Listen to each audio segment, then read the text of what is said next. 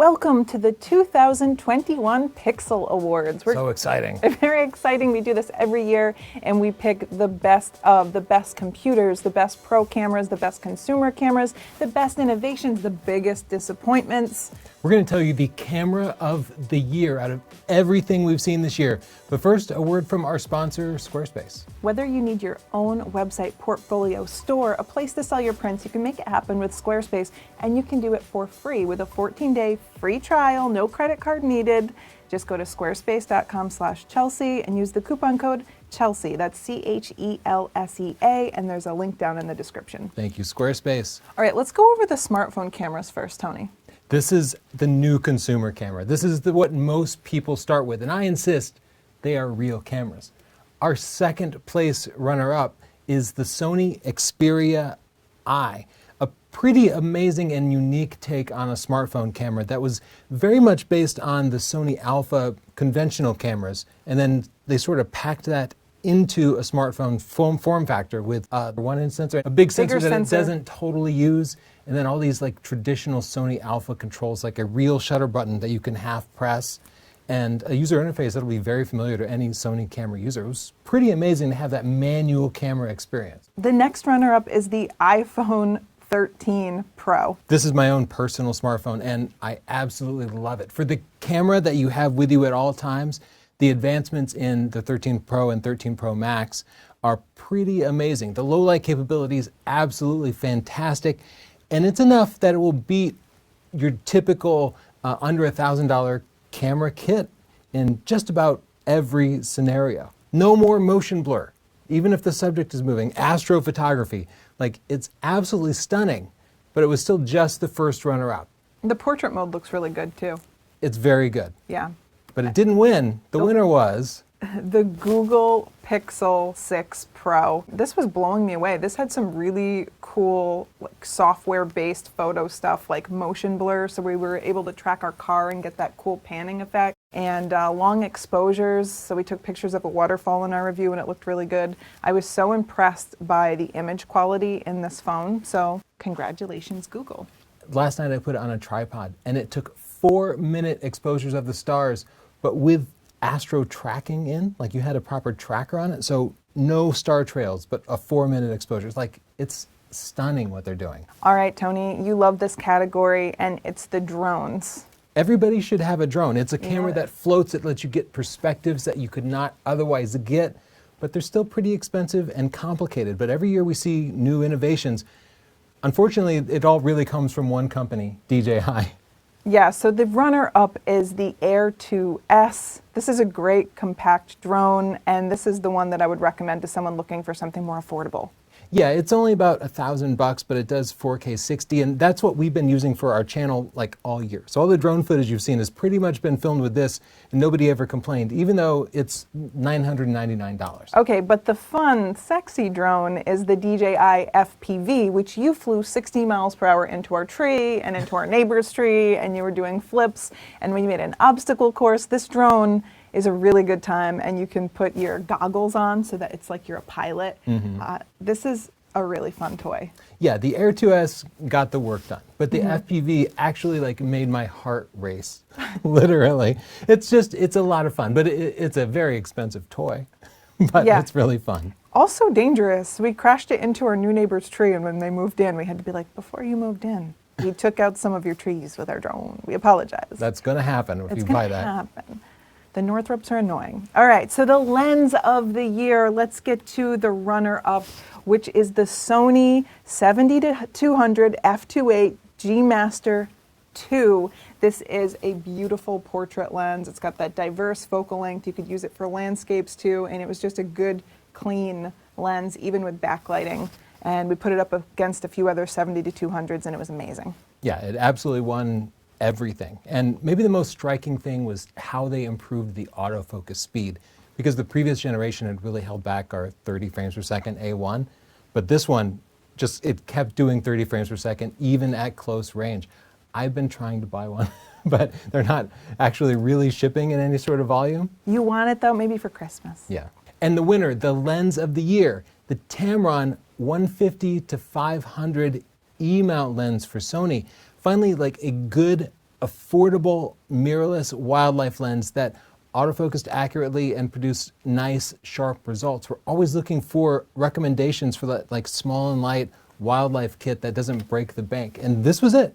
Yeah, if you're looking for more about this lens, we did do a video about more affordable wildlife lens, so search our channel and this will show up and we'll have way more information and sample photos for you.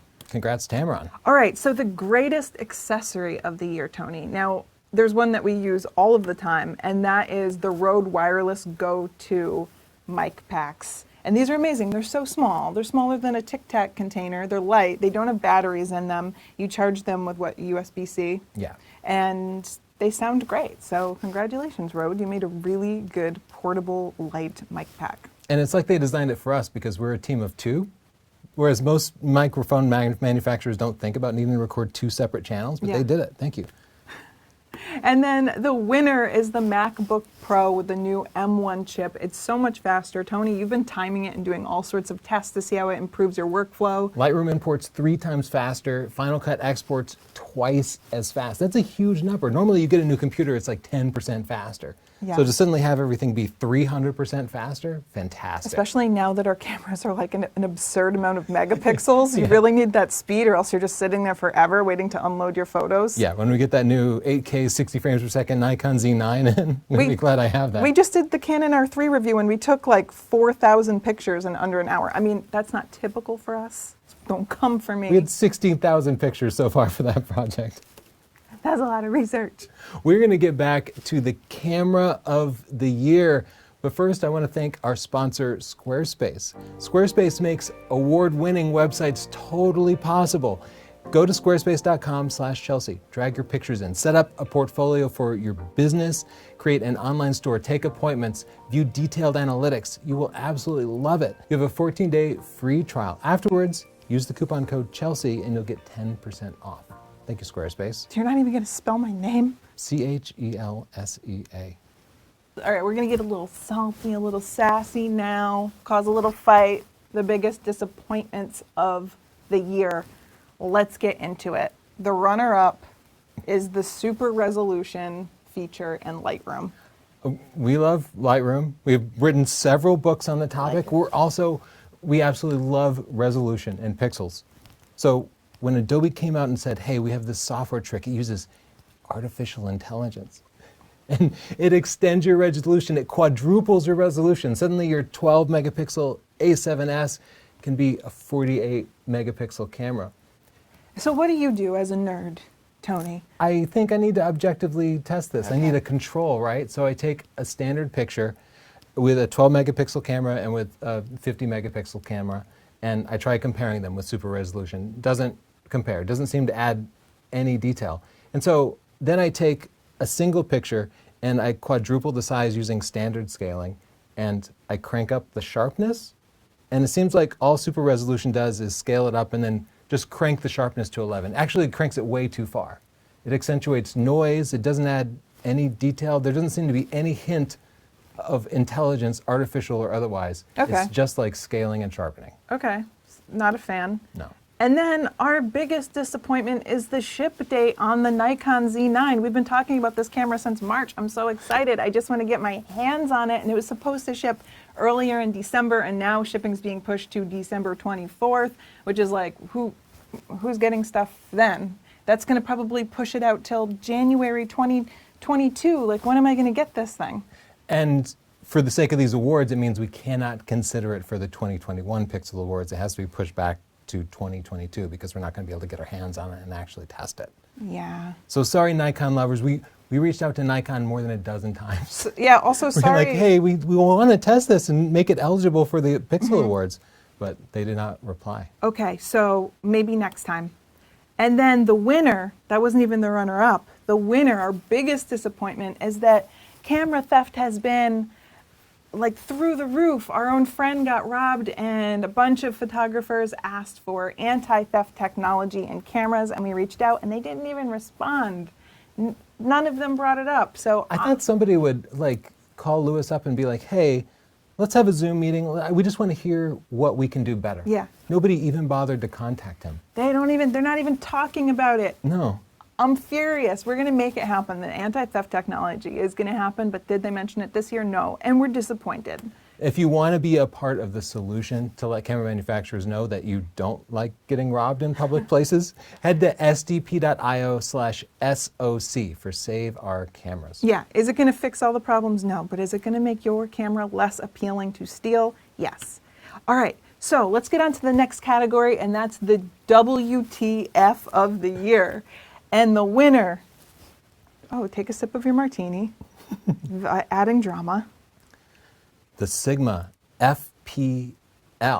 Now, last year's winner was the Sigma FP, a camera that was very expensive and yet lacked a lot of basic features. And so 2021, Sigma decided to update it. And how did they update it? They added some resolution, but they didn't address some other things. Just minor things that you might expect in a $2,500 camera, like it doesn't come with a viewfinder. It doesn't come with a grip or stabilization or a mechanical shutter. It has appalling rolling shutter that makes it absolutely useless for any sort of moving subject, much less video. Yeah. It shoots at 10 frames per second, which is good, right? Sure. But it has a 12-shot raw buffer, so it fills up in about 1 second of shooting. Okay. At its sync speed, maybe it's a studio camera. Maybe you want to hook it up to some strobes. The sync speed, 1/15 of a second, so useless. It doesn't have a hot shoe built into it anyway. You have to stick a hot shoe on the side. What is this for, actually? Nobody knows. That's why it is the 2021 WTF winner. If you have a good application for this camera, you like it, you use it, you figured out its niche, let us know in the comments. I'm curious. Sigma rep. Okay, so the firmware update, stop it. We cannot burn any more bridges. We have burned every I bridge. love Sigma lenses, but I don't get those cameras at all. We're on Northrop Island. Okay, the firmware update of the year is the Canon R6. And R5 too. Canon did us a true solid, and they issued a firmware update that would improve things generally, but in particular gave us the ability to write video to both card slots. That had been one of our huge complaints with these cameras, and they fixed it. And it was enough that I switched from filming our videos with Sony to filming our videos with Canon, because now I can write 2 card slots. Oh, now I hear you complain all the time. It doesn't autofocus right. We'll save that for another video. Another firmware update. Okay, the best vlogging camera of the year. I added a drum roll now. Okay, our runner-up, the Sony ZV-E10. Yeah, so they took the ZV-E1 that we liked but didn't have the right lens on it, and they made it interchangeable lens.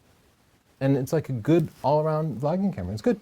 My little short arms can vlog with this camera now because I can put a wider lens on it. Because it was, 24 millimeters before on the fixed lens? It was more like 28. Yeah, that's true, yeah. And the winner, the Panasonic GH5 Mark II, a micro 4/3 camera. The original GH5, we used it for a long time, but we really struggled with the autofocus. And in this revision, Panasonic really improved the autofocus enough that, at least in our testing, it did a pretty good job of tracking us. They also released some new lenses that gave us some shallow depth of field and other effects that we wanted. It was like a really good improvement and a good choice for people vlogging, I think. Congratulations, and thanks for the updates. You're doing a stellar job. Okay, the greatest innovation of the year. Now, there wasn't a lot this year. It's been a tough year. It's been a tough year for innovation, understandably. Everything is wild and unpredictable. But there was one company that came up with something kind of new. And that was Canon. And that is the new Canon Eye Control autofocus. You look through the viewfinder, you calibrate it to the way your eye is looking, and then you can move your autofocus point to where you're looking. And it's pretty cool. Now, this feature originally came out from Canon in like 2000 or something? Yeah, I had the Elan 2E, and the E stood for eye control, and I hated it. But trying it out on the R3, it's pretty cool. Yeah. It's pretty, at first you're like, how does it know where I'm looking? And then pretty soon it just becomes unconscious, and wherever it is, you just look at something and it focuses on it. Yes. We have a full review of the R3. It's coming out. We'll talk more about that. Because there are some caveats to it. But still, it is a cool innovation. And I'm so glad to see a camera company doing something other than just increasing the numbers higher. Yes, and it doesn't have to be perfect the first time. I like the direction this is going in. And I also feel like it's a good exercise for someone with a lazy eye Just be like, ooh, look. Consumer camera of the year. The runner-up is the Nikon ZFC. I like this camera a lot. Yeah. I like where they're going with it. It's actually beautiful. I'm gonna, you know what? I'm gonna make a whole new category right here, most beautiful camera of the year. It definitely was. And just like a fun camera, because photography should be fun. These things don't have to be all serious. They all come dressed in just totally black, looking like some 80s SLR. Looking like some sort of technology funeral. You know, we don't have to be sad. It's beautiful, it's fun, it worked really well. Congratulations, Nikon. We love this camera. I want to see more of this from you. These are my words of encouragement. First, talk to me. Second, more of this. And the winner is the Sony a7 IV. Just a great all-around versatile camera. They took the a7 III and fixed the biggest complaints. They gave it a flip screen. Yeah. They increased the resolution. It's now like pretty high-end camera. And we call it a consumer camera, but really I would totally recommend this to professional videographers, to portrait and wedding photographers. We found no flaws in it. It was just like a good camera. Congrats, Sony. This is the biggest category of the year. The final category. The best professional camera. Pixel's doing a drum roll. The runner-up is the Canon R3. Not only did they have the amazing innovation of the eye control autofocus, it's an overall great camera. It's, I think, going to be an amazing camera for sports photographers in particular. Yes. It's got that great battery life, the big battery. It's light considering its size. It's got 30 frames per second. The R3 is what has convinced me that the DSLR is dead. And that'll have to be a separate podcast. But it is so much better than the 1DX that it's really replacing. It's absolutely amazing. And I think in any other year, it probably would have won this final category, except But you know who snuck in with a new January. camera? Yeah. January. They got it in just in time for 2021. That's the Sony A1. This is our pick for the best camera of the year. We've been shooting them side by side for wildlife. I love it. The autofocus is amazing. The resolution is incredible. The tracking is incredible. Battery life is great. I love this camera. it is the best camera ever made, I think. We've been putting it through the most intense uses possible, which are like fast flying birds and stuff. Just in our daily life, we do it for fun. We love it. And it's fantastic, but also I'll use it for portraits and landscapes. And it's the one camera that can really do everything except I wish I had a flip screen. But it is the winner of our camera of the year. Yeah. Congratulations, Sony. You made what I think is the greatest camera ever made. And you did it at the beginning of the year. You had a real head start there. I was thinking about stealing yours and switching. Oh no, you're thinking about switching from Canon to Sony? I tell everybody, they say I change my cameras like they change their underwear, which first of all, gross. Yeah, you only do it like once every 6 months or so. But also I'm polycamerous. You know I like to shoot with all different cameras, and this one is incredible. So congratulations, put a pin pad in this, and you'll have a 100% from me. Oh, a pin pad for security. Sorry, Yeah, that for took me a security, Tony. All right, are there any that we missed? Put it in the comments down below if you think we missed the mark. I know you do. I'm giving you an outlet to vent, and yeah, this has been a pretty fun year, huh? Congrats to Sony, Nikon, Canon, Panasonic, DJI, and all the winners and runner-ups. We'll see you next year. And congratulations to Squarespace for being the best sponsor of this podcast. If you want your very own website, store, a portfolio gallery where you can sell your prints, they make it so easy to do. Go to squarespace.com/Chelsea. Use the coupon code Chelsea and you can get 10% off. That's CHELSEA, and it makes a great gift too. I've made them for family members. So thank you and see you next time. Happy holidays, Merry Christmas, Happy New Year. Bye, guys.